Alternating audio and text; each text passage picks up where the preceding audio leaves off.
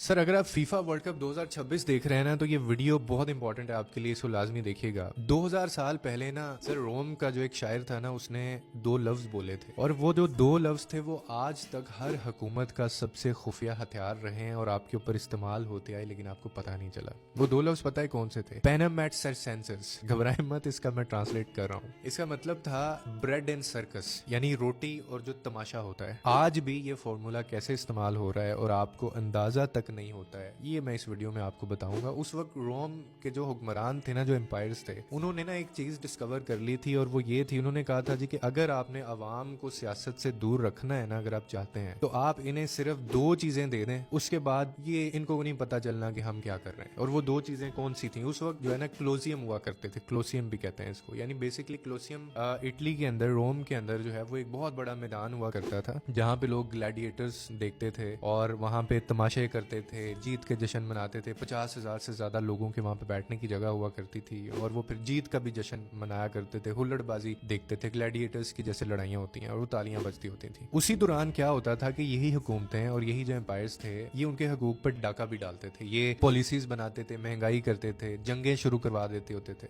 और किसी को पता नहीं चलता होता था क्योंकि सबकी नजरें मैदान के ऊपर होती थी। सो सर 2026 में ये जो वर्ल्ड कप है, मैंने पहली वीडियो जब स्टार्ट में बहुत पहले बता दिया था फीफा वर्ल्ड कप से पहले कि ये तारीख का सबसे बड़ा स्पोर्ट्स वॉश होने जा रहा है, ठीक है, और लोगों ने बड़ा मजाक उड़ाया था। अब मैं आपको ये बता दूं कि इस महीने जब 2026 फीफा वर्ल्ड कप चल रहा है ना, जहां वीआर की कंट्रोवर्सी सामने आ रही है, मेसी ने ये कर दिया, रोनाल्डो बाहर हो गया, हैंडशेक वो कंट्रोवर्सीज हैं, रेड कार्ड कंट्रोवर्सीज हैं, इजिप्ट बाहर क्यों हो गया, ये सब चीजें आपको भनक तक नहीं लगी। क्या आपको पता है कि इसी महीने गजा के अंदर 71,000 से ज्यादा लोग मारे जा चुके हैं? इसी महीने की बात कर रहा हूँ, लेकिन आपको नहीं पता चला, आपने इसके ऊपर बात नहीं की, आपने कोई वीडियो नहीं देखी, आपने कोई वीडियो शेयर नहीं की, आपने कोई सर्च नहीं किया और ना वो मिलियंस में वीडियो गई। Nobody talks about it. भाई जागो। इसीलिए मैं कहता हूँ कि ये चीजें बच्चों के लिए नहीं है। जब मैसी पे मैंने वीडियो बनाई, लोगों ने क्या क्या नहीं किया कि जी आप मजहब को दूर रखें, सियासत को दूर रखें, जबकि मैंने सिर्फ उसमें बात ये की थी, मैंने कहा था कि भाई ये मसला वहां से शुरू हुआ था जब उसने वो फलस्तीन का झंडा उठाया था। इजिप्ट का जो कोच था उसने सिर्फ झंडा उठाया था, तो भाई पूरी दुनिया उन्होंने स्टेज कर दी है गुमराह करने के लिए, आपका ध्यान एक तरफ बटाने के लिए। तो जब उसी स्टेज में आके एक बंदा फलस्तीन का झंडा उठाएगा तो उठा के बाहर फेंकेंगे उसको, लेकिन आपको समझ नहीं आता। अब आ जाते हैं एक और जरूरी बात के ऊपर। जो लोग फुटबॉल देखते हैं उनको इनका बहुत अच्छे से पता होगा, ये पेप गार्डियोला है, ये बहुत मतलब one of the greatest football coach इनको कहा जाता है। बार्सिलोना, चेल्सी और पता नहीं किस किस को इन्होंने कोच किया है, मैनचेस्टर यूनाइटेड को भी किया था। अब ये क्या करते हैं कि ये एक दफा बार्सिलोना में